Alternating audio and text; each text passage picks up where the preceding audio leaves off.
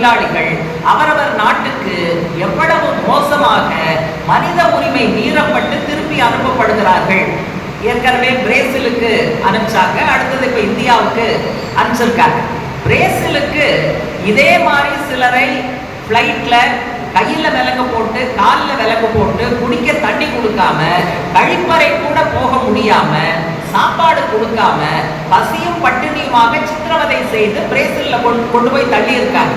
இதற்கு பிரேசில் அரசாங்கம் அமெரிக்காவை கடுமையாக கண்டித்திருக்கிறது. அதே போலத்தான் இந்தியாவில் ஒரு ஃபர்ஸ்ட் பேட்ச் ஆவணம் இல்லாத இந்தியர்கள் அங்க இருந்தவங்களை பிளைட்ல திருப்பி அனுப்பிச்சிருக்காங்க. பிரேசிலுக்கு எப்படி அனுப்பிச்சாங்களோ அதே போல வீடியோலாம் இருக்கு. கையில விலங்கு போட்டு காலில் விலங்கு போட்டு கழிப்பறை போறதுக்கு சிரமப்பட்டு இப்படிதான் சாப்பிடும் போது கூட கை விலங்கை கழட்ட மறுத்தார்கள். பஞ்சாபுக்கு ஒரு பேட்ச் திருப்பி அனுப்பப்பட்டிருக்கு, அவங்கெல்லாம் சொல்லியிருக்காங்க. ஆனா பிரேசில் அரசாங்கத்துக்கு வந்த கோபம் மோடிக்கு வந்ததா? அயல்துறை அமைச்சர் ஜெய்சங்கருக்கு வந்ததா? அவ்வளவு மென்மையா நீங்க என்ன பண்ணீங்க, இப்படி அமெரிக்கா பண்ணியிருக்கேன்னா அவர்களிடம் நாங்கள் கேட்டுக்கொண்டோம். பிரேசில் கண்டனம் செய்வது எங்க?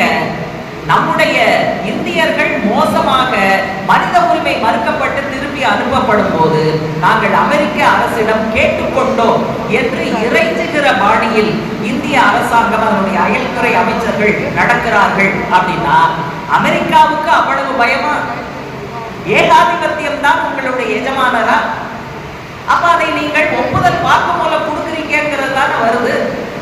அப்ப இந்த மாதிரியான அமெரிக்கா வெளியேற்றுவதுங்கிறது அவ்வப்போது நடக்கும். ஆனா இப்ப நம்ம கூடுதலாக கவலைப்பட வேண்டிய விஷயம், ட்ரம்ப் அதிபராக பொறுப்பேற்ற பிறகு இந்த ஏற்பாடு தீவிரமடைகிறது.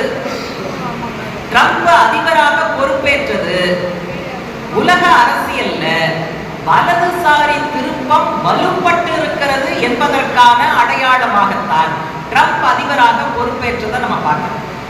அவர் வந்த உடனே 2 விதமான நடவடிக்கைகள் உத்தரவுகள்ல கையெழுத்து போட்டார்.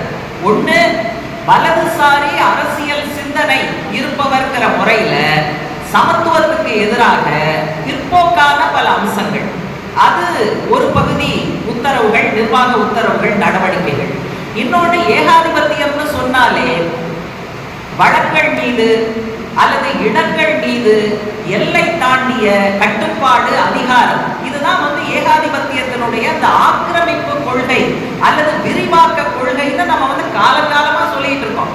அதை பிரதிபலிக்கக்கூடிய விதத்துல சில பேச்சுக்கள், சில நிர்வாக உத்தரவுகள்.